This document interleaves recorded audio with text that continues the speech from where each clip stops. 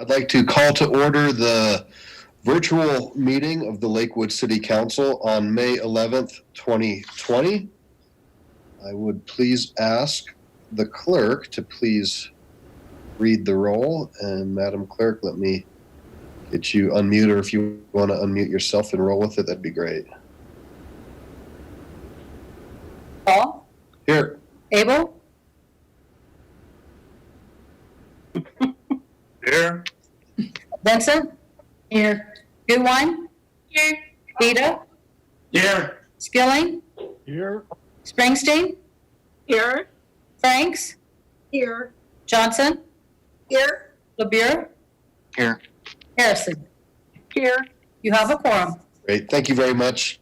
I'd like to welcome everybody. Welcome City Council, as well as those who are tuning in tonight or might be weighing in at another date or time. As we move into the evening, I want to make sure, and we'll say this a couple times, but we'll have an opportunity for live public comment.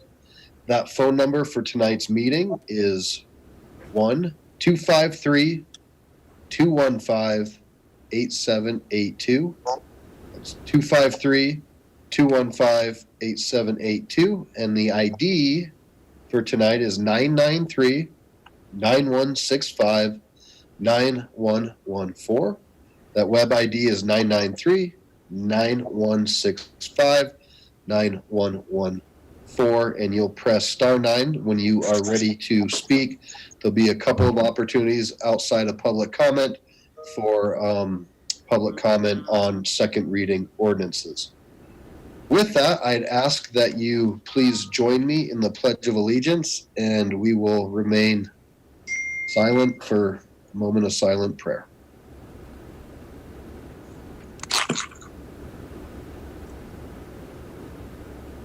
I pledge allegiance to the flag of the United States of America and and to the republic which which stands one nation under God, indivisible, with liberty and justice for all.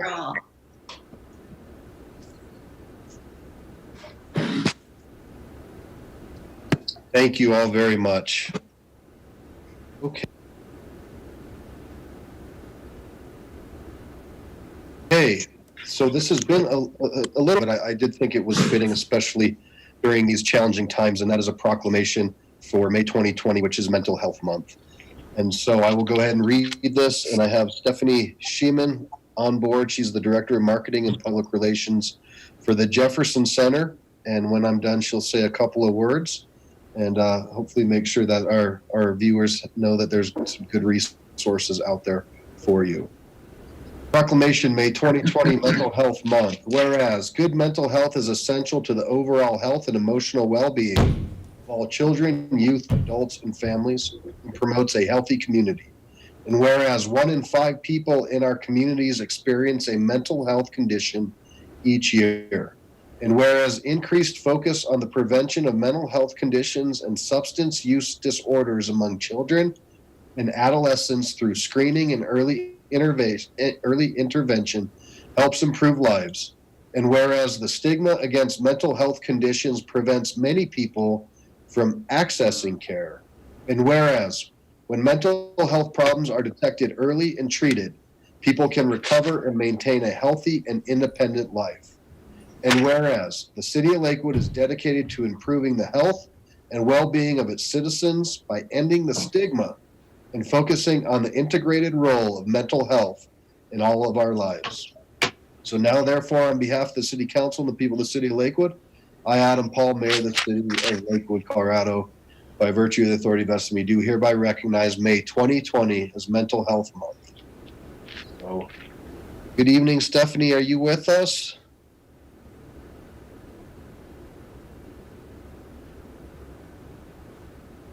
Hello, thank you, Mayor Paul. Yeah. Welcome. So, yes, I am Stephanie Sheeman, and I'm the Director of Marketing and Public Relations at Jefferson Center for Mental Health. And on behalf of the board, the staff, and the clients of Jefferson Center, thank you for issuing this proclamation and recognizing May as Mental Health Month in the City of Lakewood. The past 2 months have tested us all in so many ways. We've demonstrated our ability to adapt as a society, as well as shown our incredible strength and resilience in the face of immense difficulty. And as you said, now more than ever, mental health care and substance use treatment are critical for people to not only survive this crisis, but thrive in what we've been calling the new normal. As you mentioned, I'm with Jefferson Center for Mental Health. And at Jefferson Center, each year we offer mental health and substance use treatment to more than 34,000 people of all ages from all walks of life. We also have had to quickly adapt by developing new and innovative ways to provide remote care by phone and video for new and existing clients, ensuring that no one falls through the cracks during this time of uncertainty. I'm proud to say that we've helped thousands of community members maneuver some of life's toughest challenges. 1 in 5 people will experience a mental health or substance use disorder over the course of their lives. Behavioral health disorders are more common than cancer, diabetes, and heart disease. And without treatment, these disorders can affect a person's ability to hold a job, to care for their family, or to have hope that things will get better. Yet less than half of the people with a diagnosable mental illness will seek treatment, either because of the stigma associated with mental illness or because they don't know where to turn. And that's why your support of Mental Health Month is so important. Together, we'll increase awareness and reduce the stigma often associated with mental health and substance use disorders. When stigma fades, more people will seek care, our community will become stronger and healthier. Jefferson Center truly values the support of the City of Lakewood. Thank you again for recognizing Mental Health Month and for supporting Jefferson Center. We certainly couldn't do all of this important work without you. Thank you. Great. Thank you, Stephanie, and thank you to you and your team and for everything that you do day in and day out. Again, as mentioned, it's challenging times, and really want to encourage the community. If you know somebody who's struggling or you might be struggling yourself, please reach out. There's resources available, and we'll get you some help. So thank you. Absolutely. Thank you. Yep. Have a good evening. You too. All right. So next up is public comment or any of the following ones tonight. Please call 253-215-8782. And the code is 993-9165-9114. And you press *9 to speak. I will keep a little timer here for 3 minutes. I'll let you know when 30 seconds is up and 5 seconds, and then I'll politely ask you to wrap that up. So we can go ahead and move to anybody who has called in. Ms. Salazar, is there anybody who wants to participate in general public comment?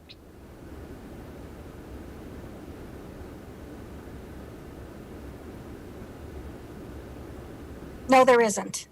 Okay. Thank you very much. I will now close general public comment. We'll go to the executive report, and also wanted to mention, like we've done in the past couple of meetings, there is an motion to extend the emergency declaration, and we will proceed with that discussion after Ms. Hodson's executive report. Looks like she's excited and ready to go. Thank you. Good evening. I'm sorry, the reason I laughed is because we have a light that's programmed and it always turns off when it gets dark outside. It's just like the light's on when it's light outside and then it turns off. It's a funny thing anyway, and it just turned off. Okay, so let me start with an update. First of all, May 15th, which is in a couple of days, it is National Peace Officers Memorial Day. This day was proclaimed in 1962 by President Kennedy. And we've always celebrated it because of the many men and women that we have lost as a country in the line of duty. The 39th annual National Peace Officers Memorial Service in Washington, D.C. will be different this year because people will not be attending, but the names of 135 officers who lost their lives in 2019 will still be placed on the memorial. So we would just ask that you remember Agent James Davies, who gave his life on November 9th, 2012, serving our community. and ask that you give special thoughts and prayers for his family during these tough times. So thank you for that. A quick update. Last week we talked about the CARES Act, and that last Monday, a week ago today, the Jefferson County Board of County Commissioners voted to distribute some of those CARES dollars to the different cities within the county. It looks like the IGA is about completed and will be signed soon. We're fortunate in that an FAQ was released just on May 4th by the U.S. Treasury, which gives us more guidance for the state, territorial, local, and tribal governments. So we're really scanning through that information to make sure that however those dollars are spent will be in compliance with the CARES Act. There's more to come on that particular topic. This Wednesday, all of the leadership team will be meeting with potential purchases for those dollars. So I'll be able to report back to you after we have that meeting. We are, because of the fact that the governor has changed from the stay-at-home order to the safer-at-home order, we're now allowed different things under the governor's order.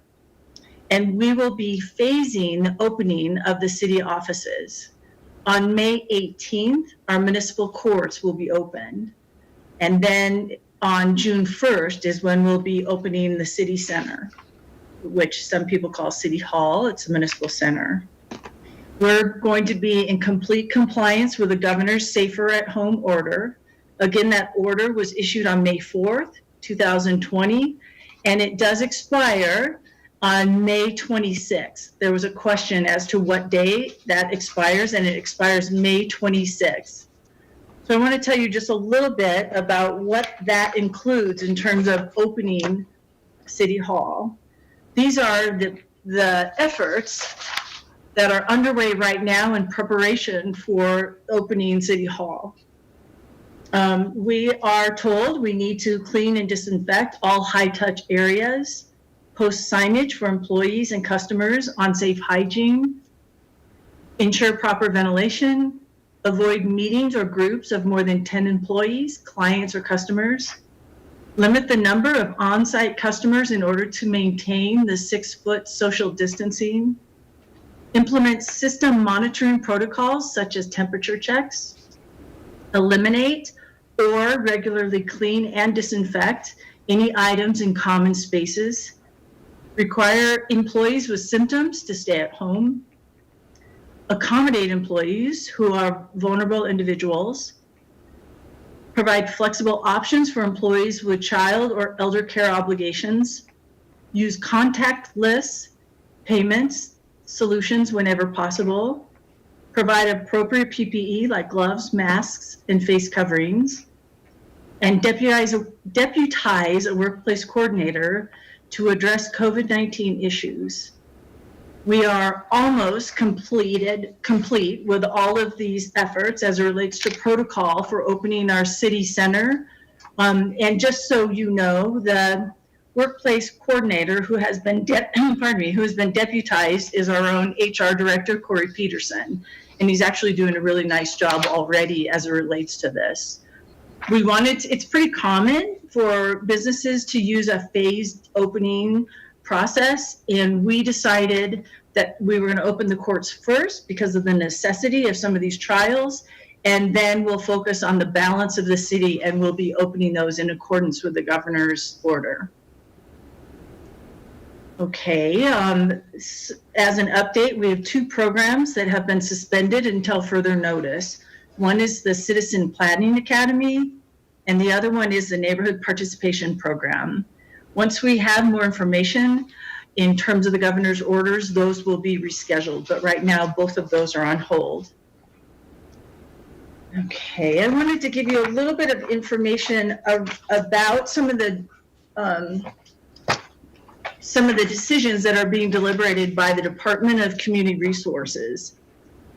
Currently, some of the CR activities that are available, as you know, are golf, And the golf carts were added this past weekend with single riders or two people from the same household.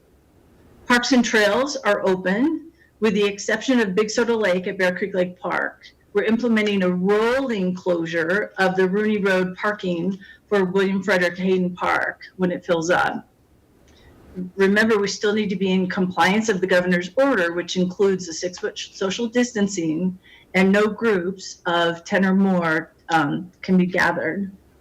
We're offering virtual recreation and arts classes, and I hope you're taking advantage of those.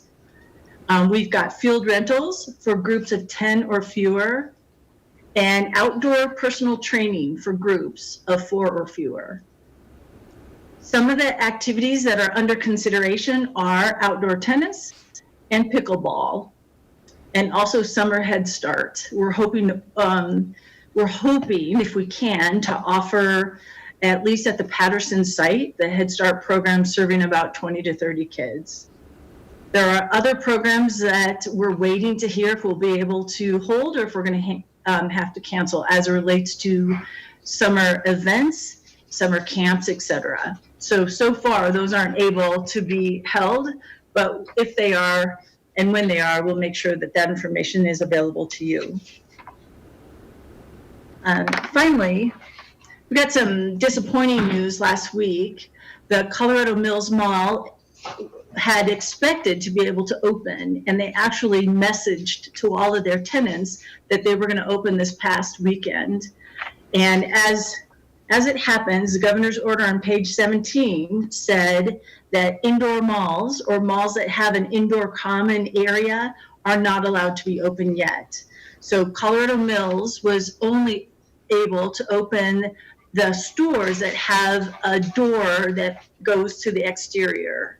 And so Target was already open, and now 3 more tenants are open. One is Dick's, because they have a door to the outside, to the parking lot. Another is Forever 21. That's on the north side of the mall. And the third one is Burlington. That also has an exterior door. So at this point, the rest of the mall isn't open, and they're awaiting direction from the governor's office for when they can, and they're excited to reopen again.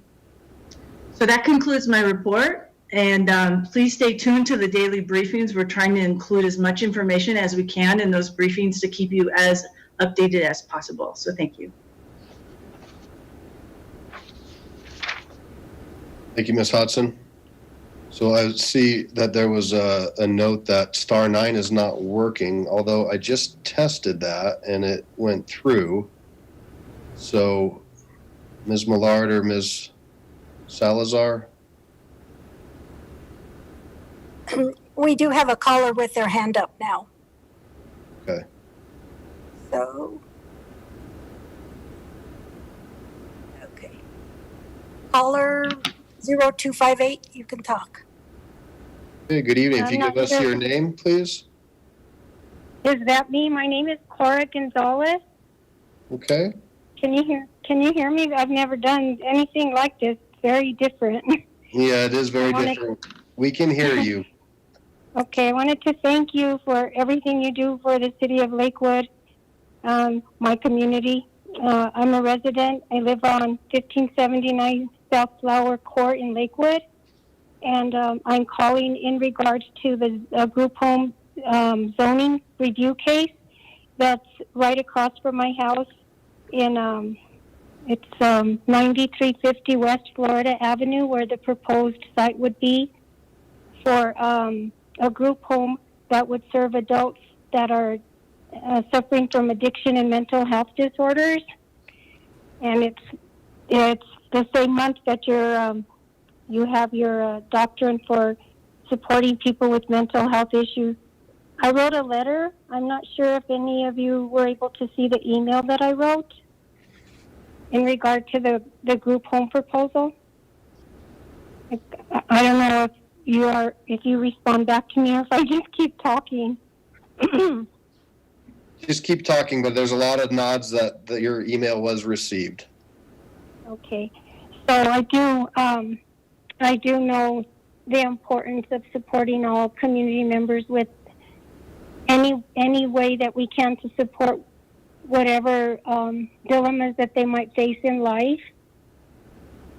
But after a lot of prayer and thinking, and I don't know if you remember reading that I'm a retired educator as a principal for 10 years and a teacher for 16 and assistant principal for 4. And I just feel like that facility right there is so very close to Kendricks Lake Elementary School. And it's also really close to where they have religious classes that the kids go to at St. Jude. And I know that the people need to have a facility so they can get the support they need, but I just not sure about that particular site. And I don't know if anybody had a chance to drive by there, but it's very secluded. It's basically a whole block of swamp and then the housing unit, and then just more grassy area. And I'm just not 30 able seconds. to. 30 Okay. Well, so I just was hoping that you could talk about that and maybe consider the children and especially the shootings. I get worried about the mental health issues attached to school shootings and also the traffic for the children in that location. And it's mostly just about the kids 5 seconds. in my way of thinking. Thank you for your listening. Great. Thank you very much.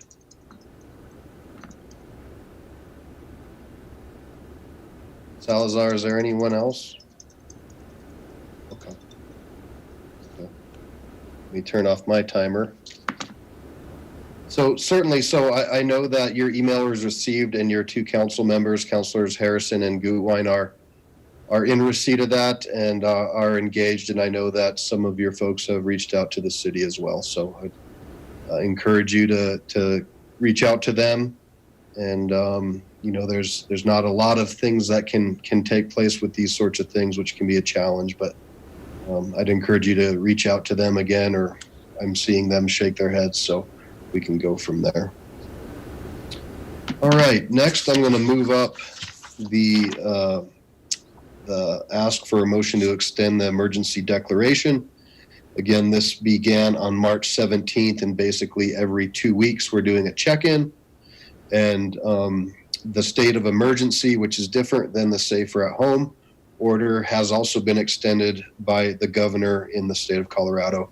And so the ask is to continue this again until June 8th, 2020, when we'll do another check-in. And the main reasons for this are the continuation of the ability for different types of meetings like this, but also more importantly to receive grant funding and those sorts of things as they're starting to become available, and we're starting to see those, with the caveat as well that any dollars that are accepted during this time period, I think by our code as well, are accounted for and reported back to the city council. So Ms. Springsteen, I see your sign. I don't know what to tell you. Somebody was able to call in. I just called in and tested it, so I don't know what to do.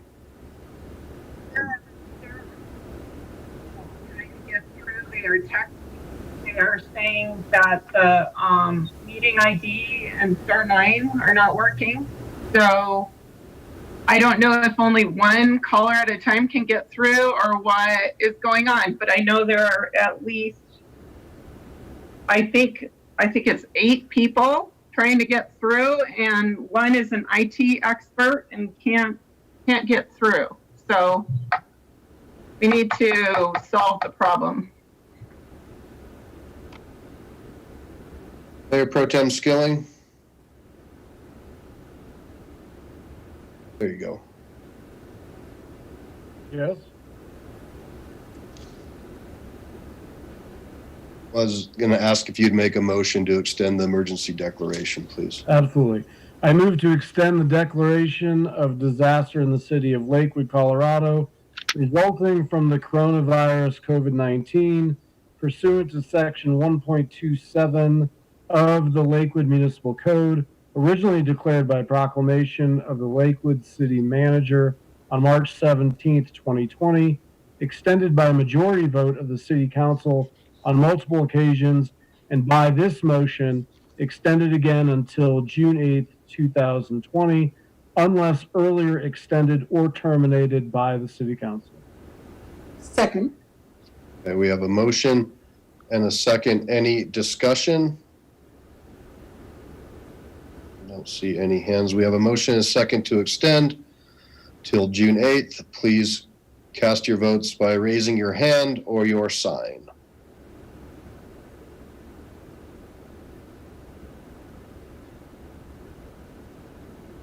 Okay, and that passes 10 ayes, 1 nay, the nay being Councillor Springsteen.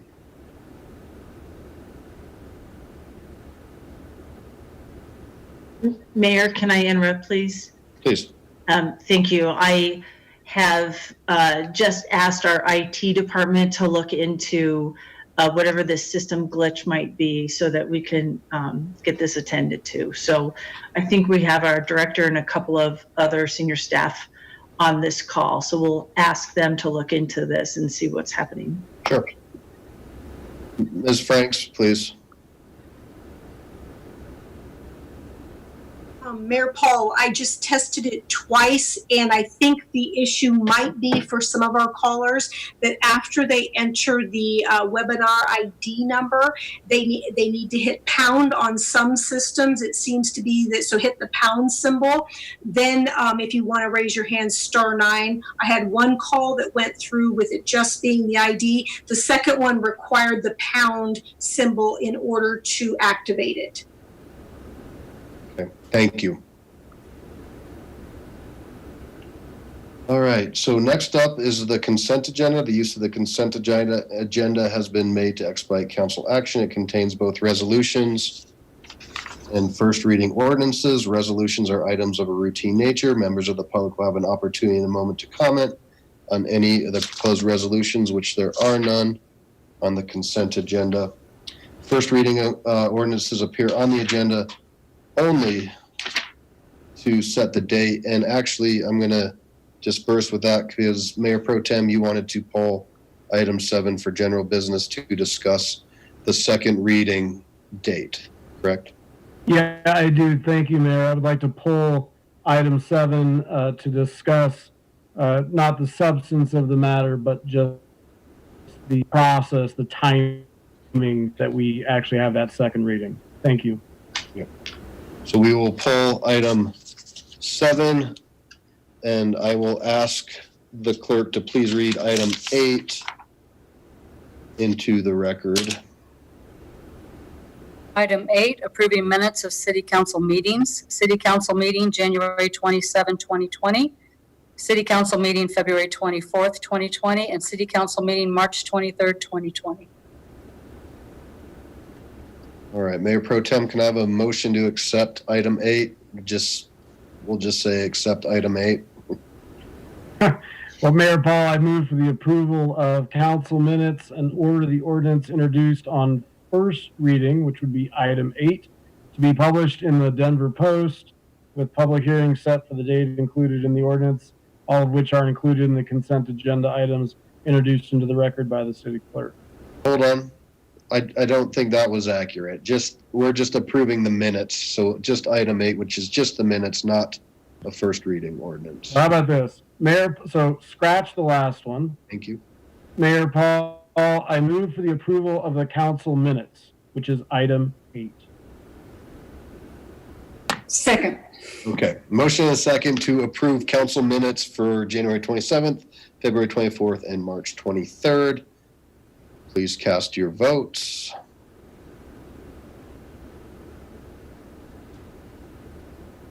And that passes 11 ayes, 0 nays. 11 ayes, 0 nays. Okay.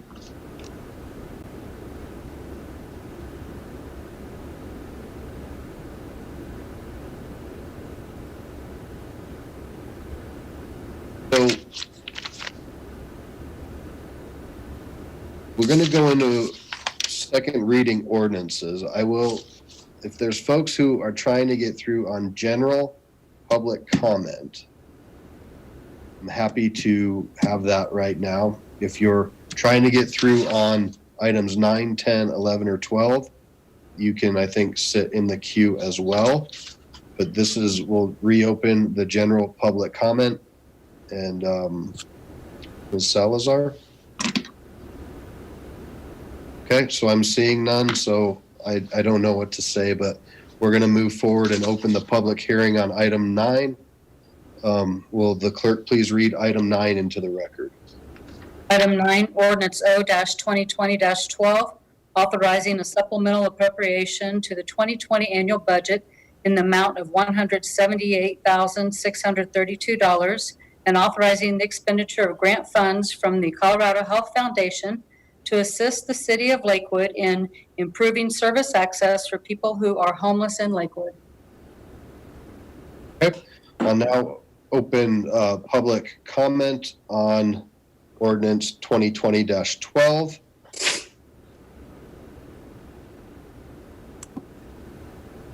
None. None. Okay, I'll close public comment. Mayor Pro Tem, I'll ask for a motion, please. I move for the adoption of ordinance 0-2020-12 on second and final reading. Second. Okay, we have a motion and a second. Any questions or discussion? Okay, seeing none, please cast your votes.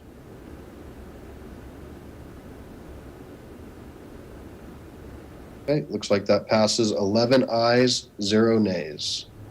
11 ayes, 0 nays. I will now open the public hearing on item 10. Will the clerk please read item 10 into the record?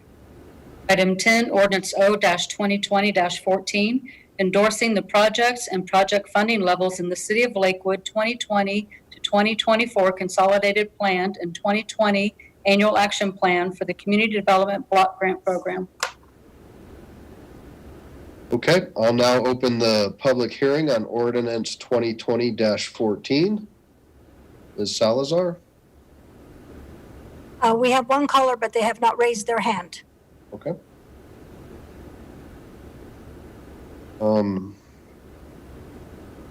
So,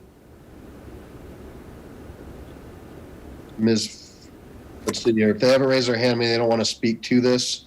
So I'll close public comment on this. If that's different, we'll figure it out. Ms. Franks and then Mr. Goldstein. Mayor Paul, that was just me. That was the one person who wasn't raising my hand. I just needed to be able to demonstrate. I was in listening. So I'm just trying to show people it is possible. That was me sitting there and I could have done star 9 in any time. All right, thank you. Mr. Goldstein, were you going to let us know that that was Ms. Franks pranking us again? We appreciate it. I appreciate your savviness on this. All right. So close the public comment on 2020-14. Ask for a motion, Mayor Pro Tem. I move for the adoption of ordinance 0-2020-14 on second and final reading. Second. Okay. Motion is second. Any discussion? Councilor Johnson. Reading through this, I just have a comment. This grant labels us as an entitlement community, and I just feel like that's a real sad commentary on the direction that Lakewood is going. That's the one comment I wanted to make. That's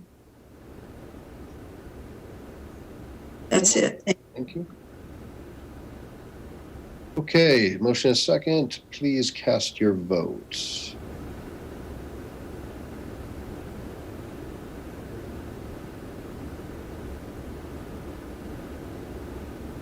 Councilor Johnson?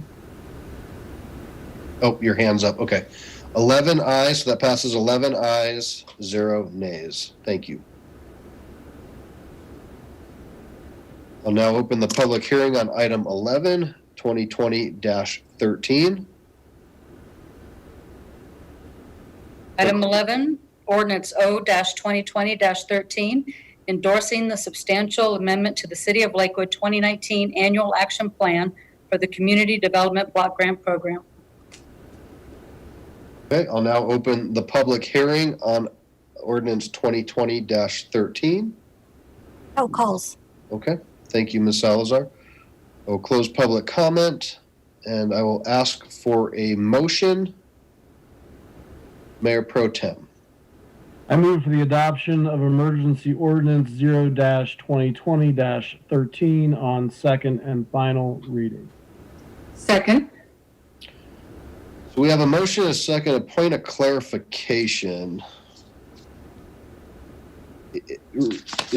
Did you make that an emergency motion? I did, yes. Okay. So to be clear, so council knows, because it's very rare that we do an emergency ordinance, but this, what that would do with a super majority would allow these funds to, or this to be enacted upon signature. So essentially immediately tomorrow rather than the 30 days. And so again, it's very, very rare that these and should be outlined as to why. So we have a motion and a second. Mr. Abel. Councilor Abel. Thank you. I'm in favor of the motion, but I do want to mention that in the list of what these funds can be used for, the preface says this money will be allocated to CDBG eligible activities to prevent, prepare, and respond for coronavirus impacts to include, but not limited to the following. And we list a number of things. The words not limited to the following always bother me when we include them in something like this. Are there any parameters to what also could be included in this? For instance, if an organization provides transportation for people to the doctor and 99% of their clients are not homeless, 1% is, can they turn around and say, well, we use it for the homeless, so we're going to buy a new van, or we're going to apply this money to the maintenance of our fleet? Is that a possibility? And I just wanted to let you know that that kind of language makes me nervous every time I see it. Mayor, I would ask our CDBG administrator, Amy Dieknicker, to respond to that comment and question by Councilor Abel. And it might take a moment to get Amy's picture online, but I know she is online. Oh, here she comes. And Amy, you're muted, by the way.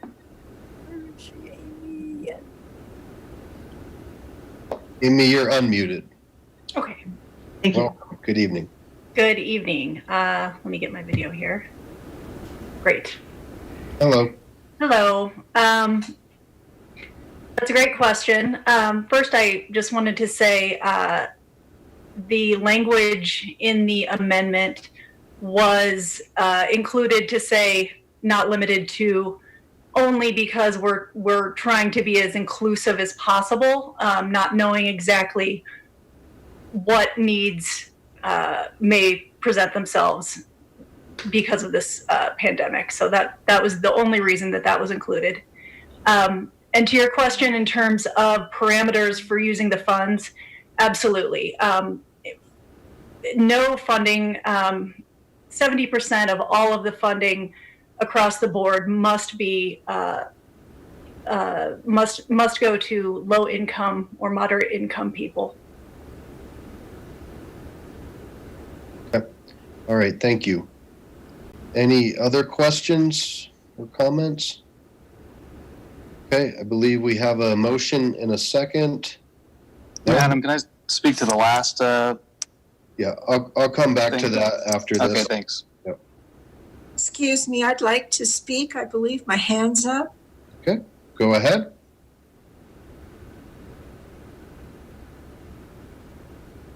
Of our agenda.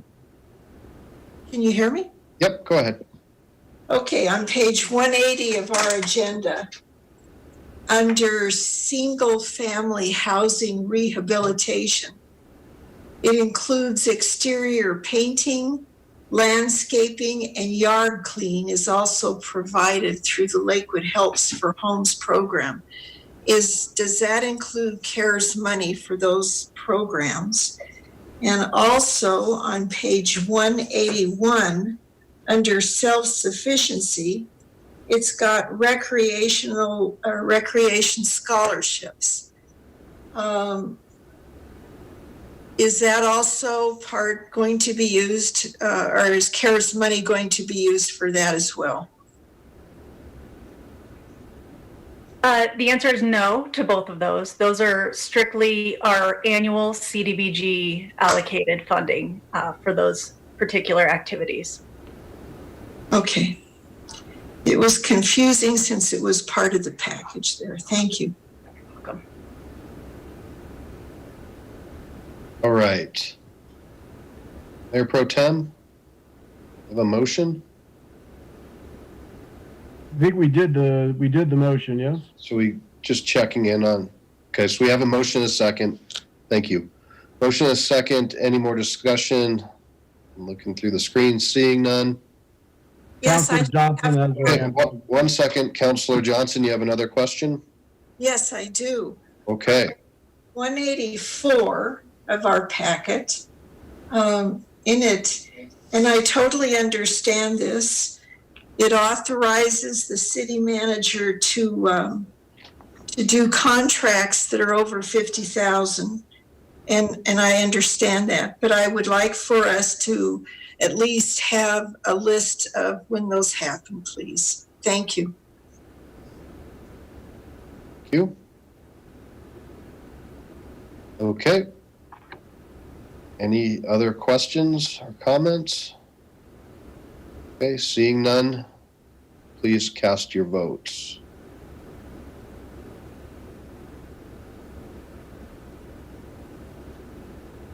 So it looks like that passes 11 ayes, 0 nays. I'll repeat that, 11 ayes, 0 nays, and we'll go back to item 10, and I guess Councilor LeBeer was a no vote on item 10. So that's going to need to be changed to 10 ayes, 1 nay, the nay being Councilor LeBeer, and you are on, Councilor. I appreciate that. Yeah, I just wanted to clarify. I didn't support the endorsing of the allocated amounts. I think we looked at reducing homeless activities funding by $70,000. And I just think this just seems like a difficult time to support that because we're seeing record unemployment and we're seeing a growing homeless issue in Lakewood. So, I just think we need more understanding and more discussion around how we support our homeless in Lakewood and with hotel vouchers and rental assistance and that sort of thing. So I wouldn't support making those cuts right now. So thanks. Thank you. All right. We'll now open the public hearing on item 12. Will the clerk please read item 12? Item 12, Emergency Ordinance O-2020-15, creating the COVID-19 Impact Grant Program and authorizing a supplemental appropriation to the City of Lakewood 2020 annual budget in the amount of $100,000 from the general fund and authorizing the expenditure thereof and further declaring an emergency. Okay. I'll now open the public hearing or public comment on 2020-15. No calls. Okay. So I think we'll have you make a motion in a second. It'll begin. I know there's some folks that want to talk about different numbers potentially as to this. So Mayor Pro Tem, if you want to make that motion. Do you want me to make that motion, or do you want me to make the comment, just do the as is with the 100,000? Let's just double check. Mr. Cox, do you have a recommendation on the cleanest way to handle this?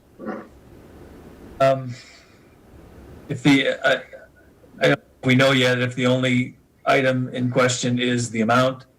If it is, you can make the motion as is, and then there could be a motion to amend to change the amount and all the discussion that goes with that.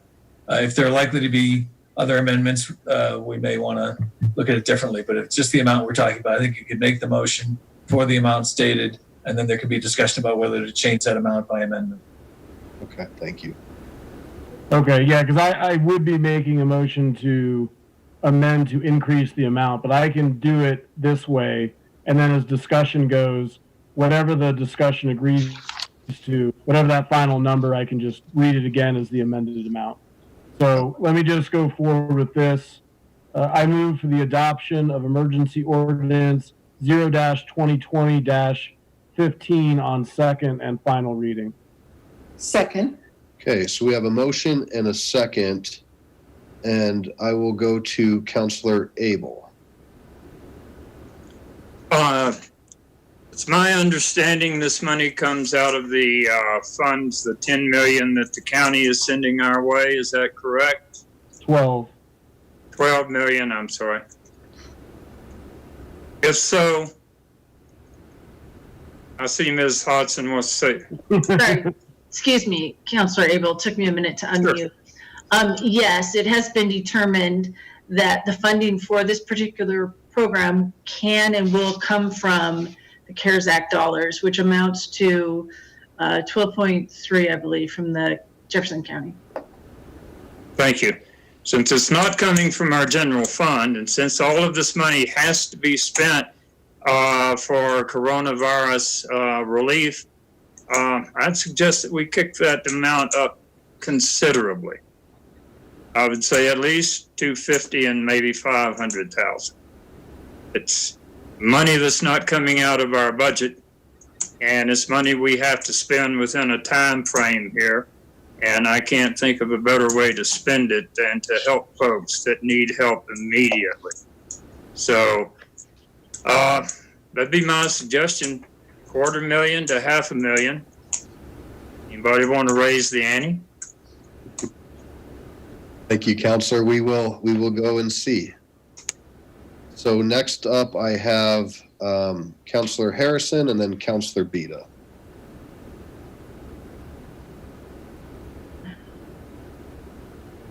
There you Oh, go. there I am. Okay. A couple of different things. I love this, and I would say I'll take your 500 and raise you to 750, Counselor Abel. But the other thing that I would like to see, if possible, is reduce the number of employees from 50 down to 20 businesses that have 25. We really have a lot of really very vulnerable small businesses, and that would potentially, I think, reach out to a lot of them that are really, really struggling right now. I know originally we had talked about using 50 employees, and I would like to have people consider dropping that from 50 down to 25. The other things that I liked about what we did is no corporately owned chains, that they needed to be local. So Ms. Harrison, I think you're speaking to the business program, which is Darn it, I am. I'm sorry. Yep, I am. Sorry, I was so organized tonight. No, that's okay. But and I will say a lot of council has sent in some questions and maybe some different things related to the business one. So please keep those coming in. Okay. That was polled, but that was just polled to discuss the date. Okay. Okay. Okay. Sorry. You're good. Counselor Beta. Let me get you unmuted. There you go. Okay, thank you, Mayor. One concern I have here is that all the documentation we have does not mention the CARES Act, does not mention that we're going to be reimbursed in any way on that. It just talks about it coming from the general fund. Is there some way that we can include that language in here? I know we talked about that at our last meeting, and yet it has not been incorporated in there so that it's it's clear as we go down the road where this money's coming from. Mayor, I can speak to that. It originally, we didn't know the CARES Act dollars were just voted on last Monday.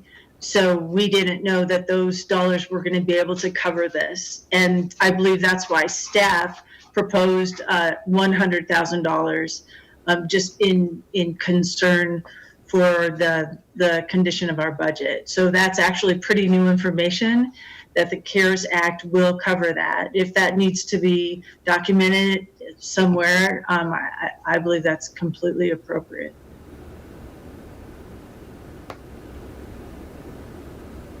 Whatever number we settle on, is there a way to track where it goes and how it's used, to require perhaps a separate fund by these organizations, separate accounting to show what they use it for and that it's in conformance with our requirements and the CARES Act requirements, as opposed to just going into their general fund and not having really the same accountability? Can we require that? Mayor, I'd like to ask our strategic initiatives manager, Mary Ruther, who I think is also online, to pop in and to answer Councilor Buta's question. Thank you. And Mary, you're also muted, by the way. So I just unmuted you, Mary. Good evening. Can you hear me? Yes, Yeah. we can. Good Yes. evening. Good evening. Thank you. So, what was the question that you're asking me? I kind of lost you for a minute. You want me to repeat that, Mayor? Please. Yes, would you? Can we, as a city, and when we, as a condition towards awarding these funds to the various organizations, can we require that they keep these funds that it's awarded in a separate fund, and that they make an accounting back to us as to how specifically those funds are used, so that we can be sure that they comply not only with our requirements but those of the CARES Act? All right, thank you. Yes, we will require that the organizations submit a detailed budget to us and how they're going to use it, that they put it in a restricted fund for receiving this from the city of Lakewood, and then upon completion, they are required to provide a grant agreement and report back to us. Okay, that answers my questions. Thank you. Thank you. And so while we're looking at questions or thinking about, you might have questions, think about a number that was thrown out by Councilor Abel, and then also some language to add in to our wordsmiths on council that would memorialize the care reimbursement brought up by Councilor Buta. Councilor Skilling, and then Councilor Johnson. Mayor Pro Tem Skilling. Thank you, Mayor. I can appreciate what Councilor Abel was saying about going all the way up to 500,000. And I think now that this is coming out of the 12.3 in CARES money, we do have until the end of the year, which may sound like a long time, but isn't. We have till the end of the year to get that money out to the people that need it. That's our task. We do have upcoming the grant and loan program that Councilor Harrison has sneak previewed for us. That grant program, we've got the outlines of it that was posted in the packet. I'm sure there'll be more discussion on that. That's just a portion of that. The grant part would even be eligible. It could be something that we want to increase that. I'm sure the demand will be high.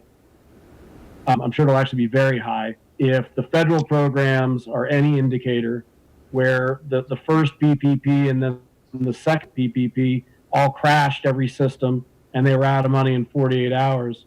That was on a macro level. I'm sure even from the city standpoint, it's going to be in just as high of demand. And I say all of that because I think I'm been fairly clear that I would rather that we put more money out to the community than less.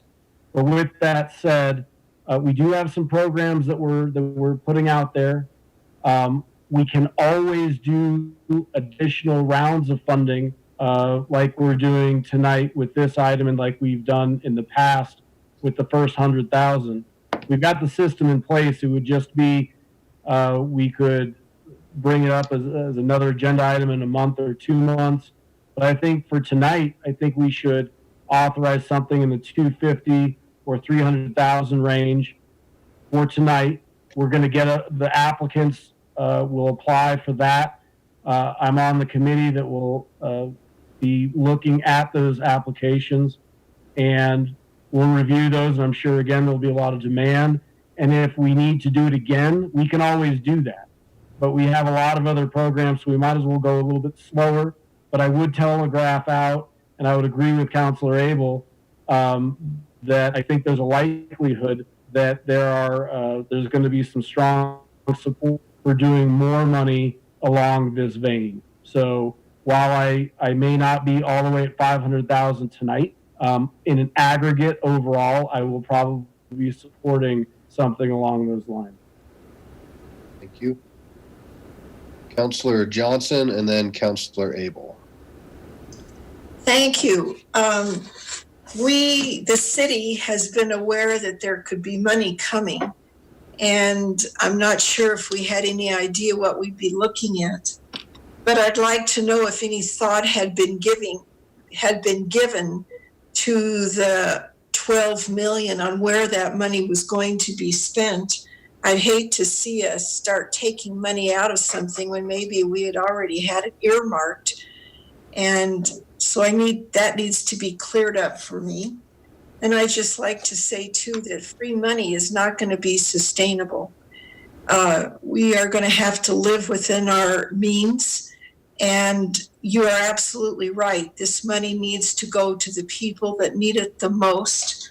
I would like to see on page 195, under evaluation criteria, the last item says reasonable program costs.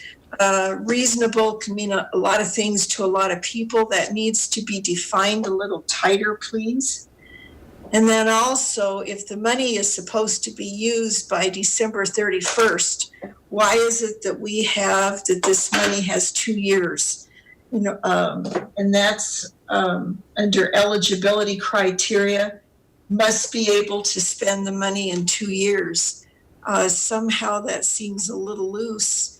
The way I understand it, the CARES money has to be spent by the end of this year. Could somebody, or Kathy, could you please address some of that?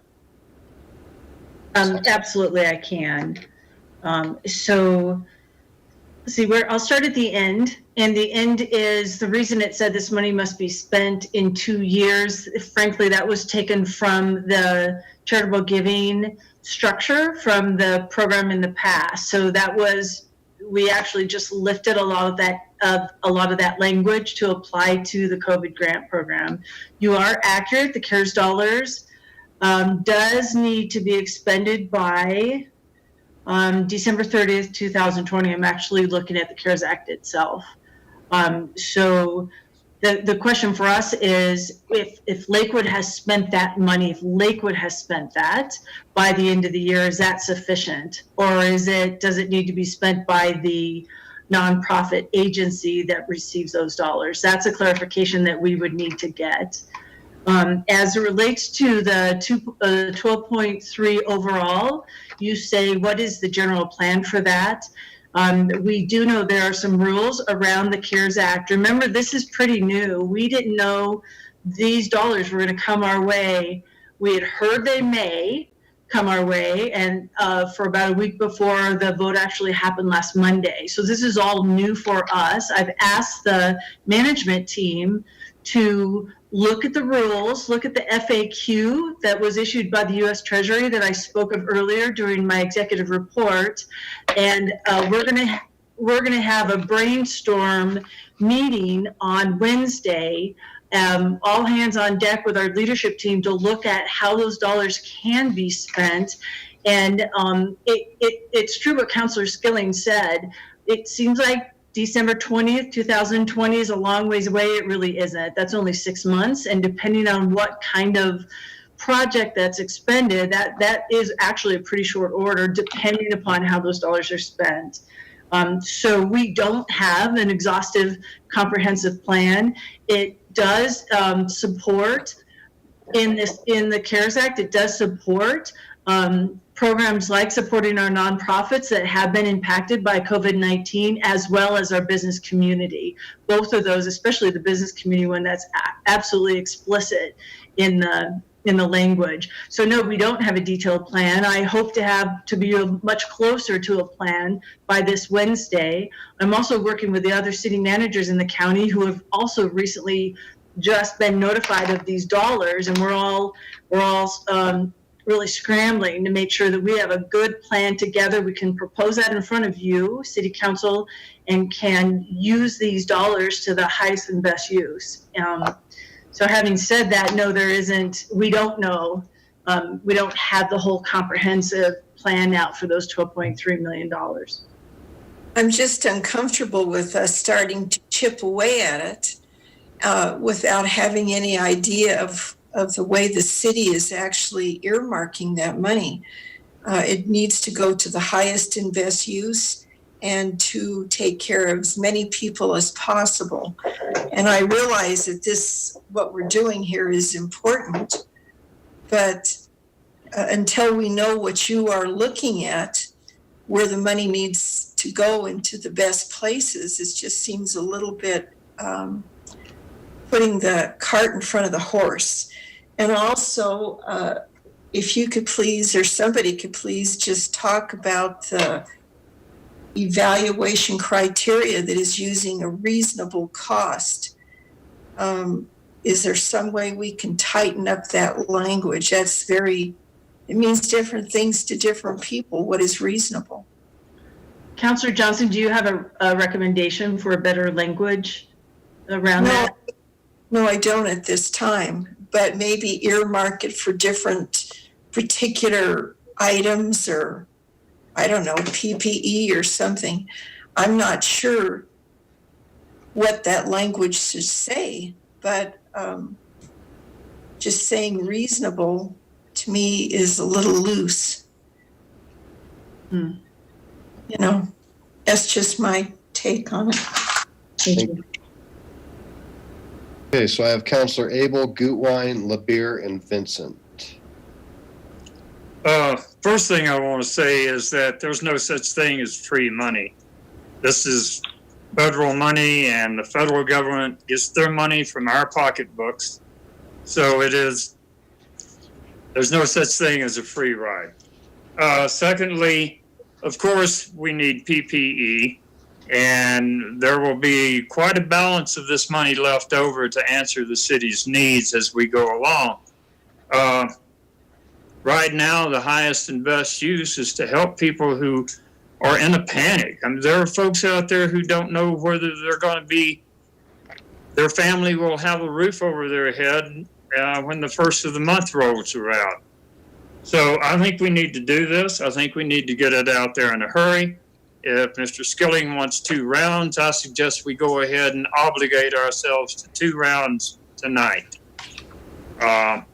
The timing of those rounds can be left up to later discussion, but we need to make a commitment to those folks who are wondering how we're going to help them resolve the difficulties they're having right now.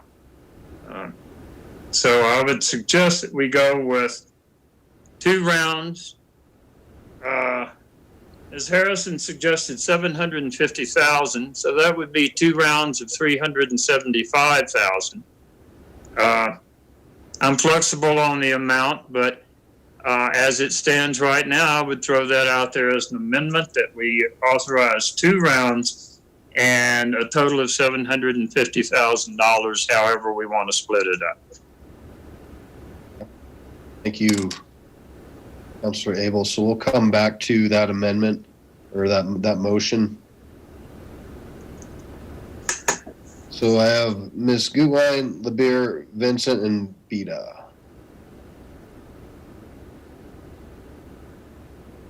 To thank my colleagues for upping the ante on this discussion and really raising the bar and the amount of dollars that we're going to be putting out to our community. I completely agree that the reason that we have these dollars coming into the city of Lakewood is to address emergency needs in our community from these unprecedented times. And I think it's our duty to get that out as quickly to the people as possible.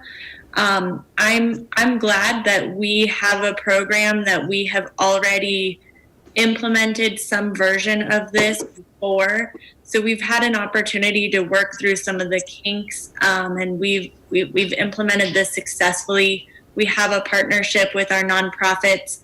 We know that they are able to meet these needs and service our community in better than we could as a city.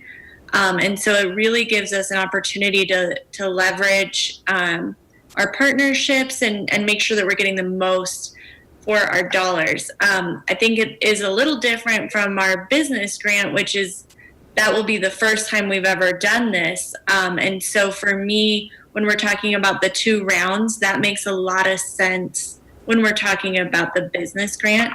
For this one, I would be a little bit more comfortable with a larger amount in the beginning because we've done something like this before. We've seen success with it. We're going to have great accountability. To Councilor Beta's point, they have to submit what their receipts and their accounting afterwards. So we know that the dollars are going to get used how they were intended. I'm fine with doing 2 rounds. I would also be okay with, frankly, just getting it done. That way our nonprofits don't have to go through this process more than once. It just seems like perhaps a more efficient way. Whereas, again, with the business one, I definitely see that more. So I am flexible. I think that the greatest point here is one that we agree on, that we want to get the dollars. We want to see, $750,000 out to our community. That's what this was intended to do. Thank you. So I have Councilor LeBeer, Vincent, Beta, Paul, and then Franks. Thank you, Mayor. Kathy, I heard from the Treasury Department, they had some clarification that came out this week that this money could be used for supporting the police departments or first responders.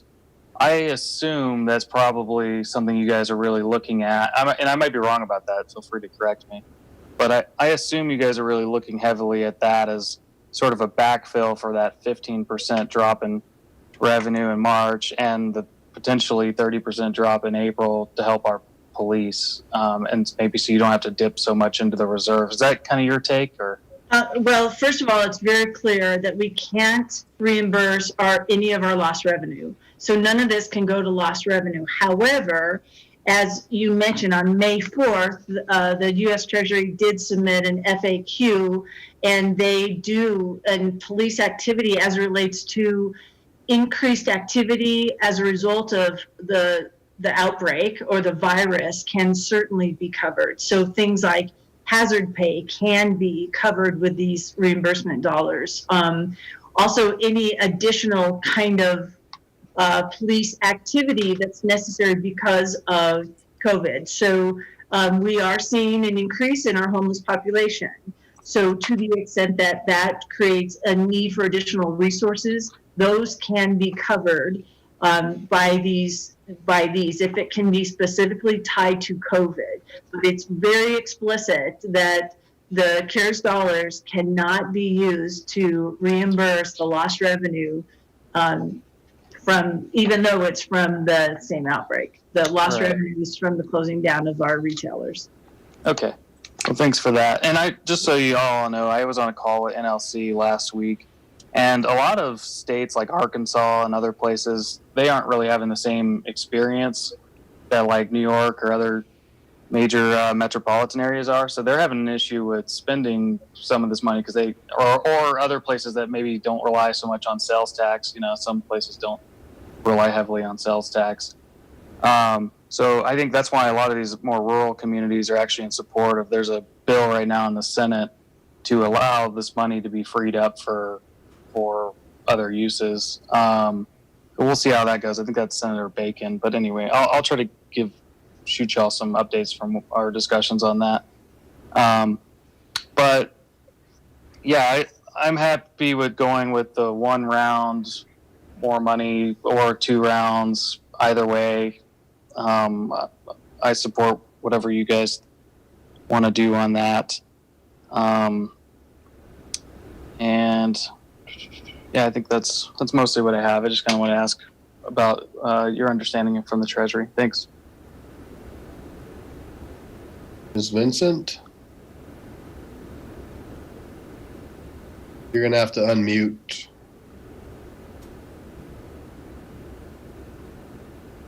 There you go. I'd like to offer for consideration, since there seemed to be some sort of angst about how people can use the monies for program implementation.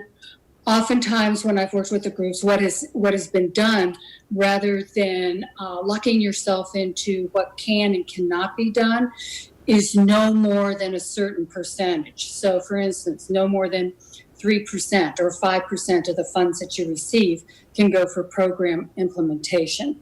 That's one way that can be solved. And so you might want to consider that. It's usually a way of getting you out of locking you into things. And I would agree with 500 up front and 250 on another round. Thank you.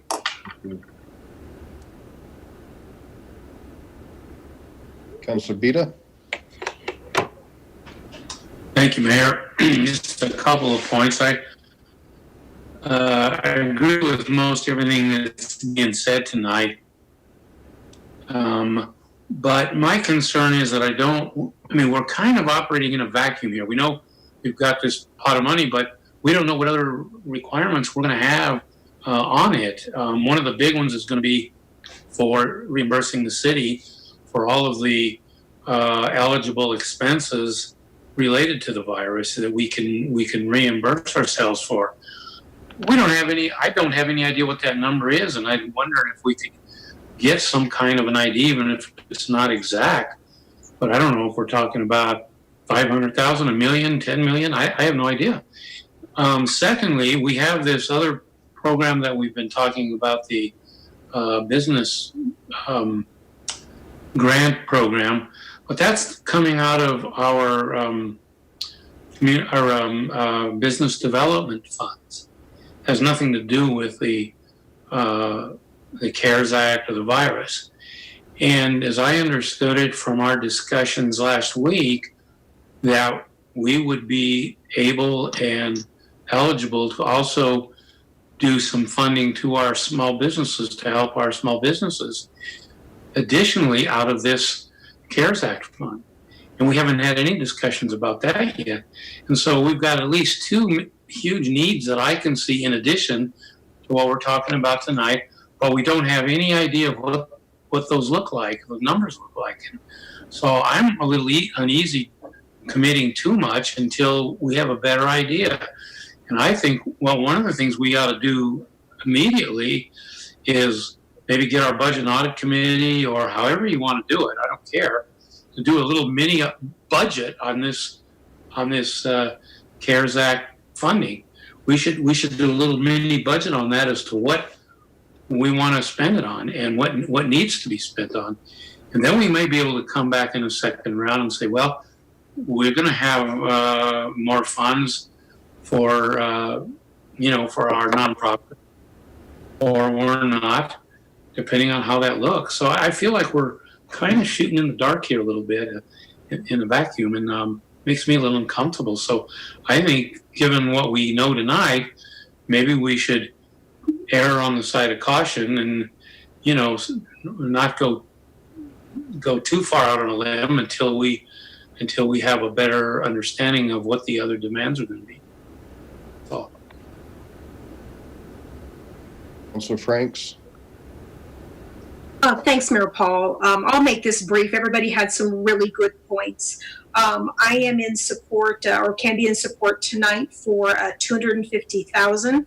I'm certainly in support of a review for round two, even if we'd like to do that for a date certain. I think Councilor LeBure and others made some good points about there's other things going on. There's a lot of moving parts. I think we need to be able to stay nimble and start looking for data sources. And I think also by getting this done tonight and getting the process underway, we'll be able to review the applications, see where the deficit is, see how large that is, and then that will give us another data point. So tonight, 250 with a round two. I'm happy for a date certain if that gets more people more comfortable. Thanks. So I'd like to kind of weigh in. I certainly support 2 rounds. I certainly support a larger number tonight. Really, I'd like to just see the council come together on this to move it forward. But the needs are tremendous and they're going to continue to grow. And we're not going to see a fall off. I think you're going to see an increase, especially when some of the benefits start running out in July. So I also think it's important, it was raised, why are we saying you have 2 years to deploy? I think it's important that if we are able to be reimbursed as a city by getting this out by the end of the year, letting those nonprofits utilize that for up to 2 years, I think is smart, because those needs are going to go into 2021 and 2022. And I don't like use it or lose it type situations, because sometimes when you're getting ready to lose it, you might use it and it may not be as effective as a way of having some real long-term goals for that. So that's kind of my thinking around that. And also, these are folks that we're familiar with.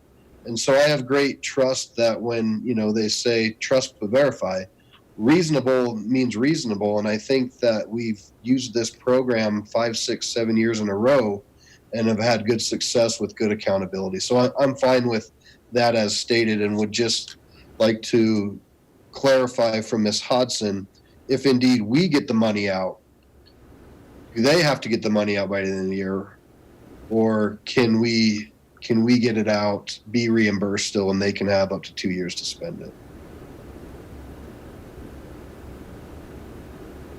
But That was really the question that I brought up earlier, and I guess I would ask Tim, do you have any clarification on that? I don't know that the act itself specifies whether just the city expending those dollars is us getting the money out, or if the recipient has to spend those dollars as well. Tim, do you have any clarification on this? I know this is kind of a long shot. Yeah, no, thank you, Kathy. We've been asked by our new finance director, Holly Bjorklund, to really take a close look at what the CARES Act allows. Kathy was talking about the meeting on Wednesday of the leadership team, at which ideas are going to come flying from the different departments as to ways to use some of these funds. And my office has been tasked with trying to put some parameters around it based on the language of the CARES Act. And one of the questions has been, okay, if the CARES Act says money has to be spent by end of the year, what does that mean? In general accounting terms, that may mean one thing. In federal government accounting, it may be something else. At the moment, we're assuming that spending it means you've spent the money before the end of the year and received, or the services or products or whatever have been provided in exchange for that money. But we're still working on whether that's a limitation, because as Kathy said, it does not explicitly say that in the act as to what it means to spend by the end of the year. So I'm hoping that by Wednesday, when we have that discussion with the leadership team, a lot of this stuff will become more clear. And again, remember, the 2 years is in here because this was drafted before we knew the CARES Act money was coming in, and didn't know the terms that were subject to that. So, Mr. Cox, for tonight's purposes, then, should we take the strictest interpretation, and that would be to mirror our language to say spent by the 31st, and then if that indeed is changed, we can amend that language further rather than the other way? We could do that. We ought to take a moment to think about how some of the suggestions that are out there now might affect the document and what we're going to end up with. For example, if we were to do 2 rounds, are we appropriating the amount? I know different amounts have been suggested.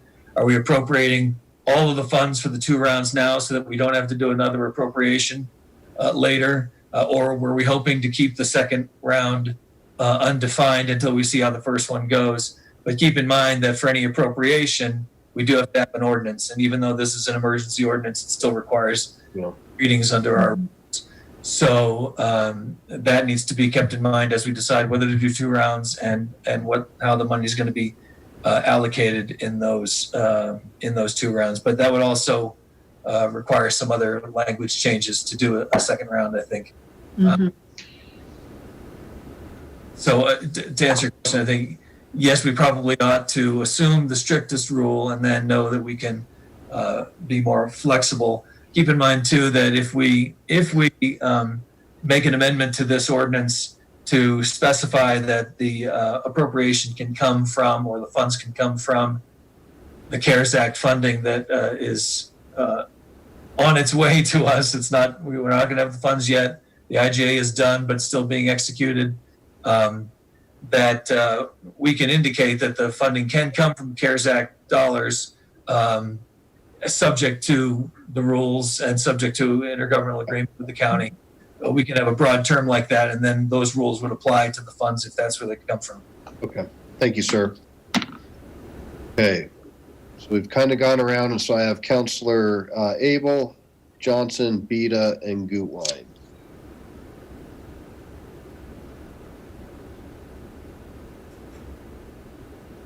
Mayor, the only thing I have left to say is that I'd offer an amendment that we authorize a total of $750,000, $375,000 at a time in 2 rounds, and that we do so tonight. So there's my amendment. Is there a second? Counselor Hudson, second. Okay. So let me get my order down here. I have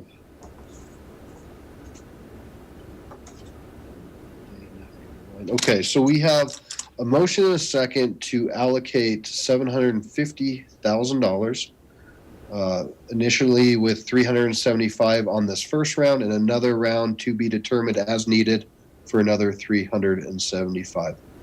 Please cast or any questions or comments on the motion? So I have hands up. You do have a question, just jump in, please. Okay. Please cast your vote. Oh, hold on. Well, okay, so let me be clear if I'm just jumping in here. The amendment that we'd be voting on is 375 tonight, 375 in the future on the 2 rounds. If we're discussing that, I would not be supportive of that particular amendment. However, I would be supportive from what I've heard. It sounds like there is a lot of support to do more tonight than the numbers even I was originally speaking of earlier. I would be more in support of doing a $350,000 or $375,000 tonight, and then having a round 2 and doing what Councilor Abel suggested of mandating that we will do a round 2, but leaving that amount undefined as of now. And I think that threads the needle to a lot of the concerns that we've heard. It gets more money up front right now to be put to use. It guarantees that we're going to come back and talk about more money, but as the data points come in between now and then, we should be informed as to what that amount should be. It could be even more than the 350. It could be less. Who knows? But at least it gives us that flexibility, and we can get 350 or 375,000 out right away. That's all. I would support that. And then could we do a date certain though for the second round? I'd feel more comfortable with that. Well, let's take one thing at a time. And date certain could be tough because we may not know when all this money is going to be gone. So Well, I was thinking it had to be before the end of the year, so, okay. So I'm going to go to the motion maker, Counselor Abel. I would accept Mr. Skilling's comment as a friendly amendment. If my seconder, whoever it was, would accept that as well. Second. Yeah, so Counselor Harrison has seconded that. So it'd be 375 tonight with a second round to be determined. And Counselor Vincent, I certainly understand where you're coming from. I think having check-ins from staff on this could help us better understand what date certain. I understand. Thank you. Counselor Johnson, do you have a comment? Yes, I do. Thank you. I appreciate the enthusiasm to have a nice sizable amount of money for tonight and even looking at a round two. However, until we have a better handle regarding how the meeting on Wednesday goes, and if there are knowns that where this money needs to be spent, I think we should err on the side of caution. And frankly, it might be that there needs to be more money put into the small businesses rather than into the nonprofits. I don't know. It's an unknown. I'm not comfortable with going forward, putting money out there until the city actually has an opportunity to say, these are knowns that we need to get this money into. Let's see, and it sounds too like there might be another round of CARE money. That's also an unknown. So I can support an amount tonight, but I think we just need to be very cautious of what we're doing until the city departments have a chance to tell us what they're seeing the needs are from their perspective. Thank you. So I have Counselors Harrison and Gutwein to the amendment. Do you want to speak to the amendment? Okay, Counselor Harrison, you seconded that, please. I do second that amendment. And the other thing that I would say is, if we don't trust our small nonprofits to be able to spend the money appropriately, think about all the people that can't make their rent and can't pay their mortgages. That's the intent of this money, I think, as a result of the COVID-19. So that's why I support this. We need to get that money out there. The small business will go to the business, but not necessarily directly to that employee to help them with their monthly obligations. So that's why I see the difference in the two. Thank you. Counselor Gutwein? I will also be supporting this motion. I know we've kind of gone around in circles a little bit here tonight, but I think that the end result is good because we're getting a good size amount of money out today, but keeping some really good flexibility moving forward as we see where all these dollars need to go. And it's not, we're not overextending by any means by doing 375 out of the 12 million. So I think it's responsible, keeps our options open, and ensures that we are getting the dollars out as quickly as possible. Counselor Bida to the motion? I think it's a reasonable compromise and I'll support it. Okay, so we have a motion, a second, 375,000 with a second round to be determined as needed. Please cast your votes. And that passes 11 ayes and 0 nays. 11 ayes and 0 nays. So now we go back to the original motion.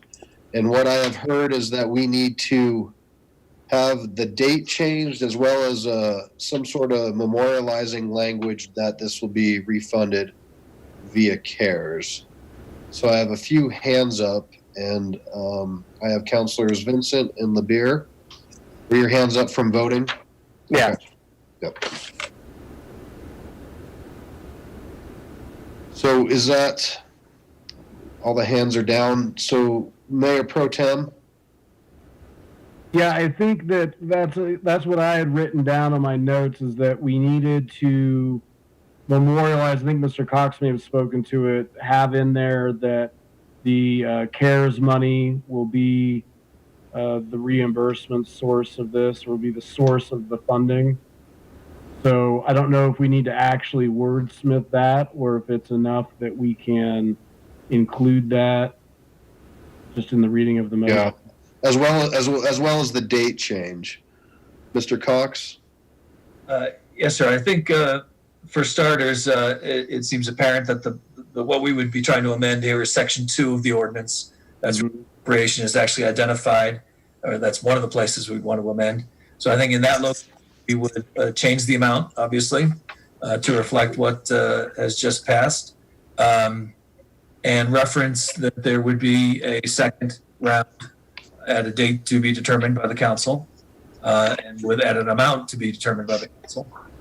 And a reference there that the funds, and I would open this up for Ms. Hodson or perhaps for the group to discuss as to if there's any reason to leave the door open for other sources. In other words, right now it refers to basically general fund dollars.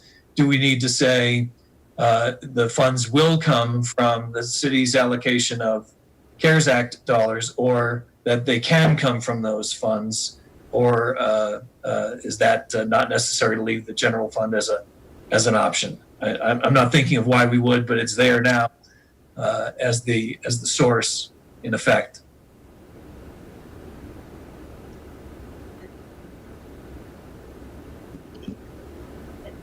So I guess I would only just add that I think it's wholly appropriate to name the fund as to be reimbursed by the CARES Act.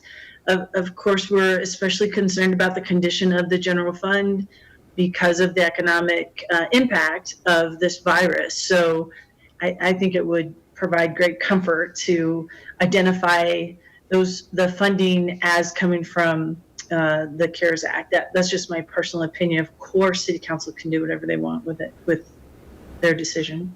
I think that's fine. Just thought it was worth asking that question.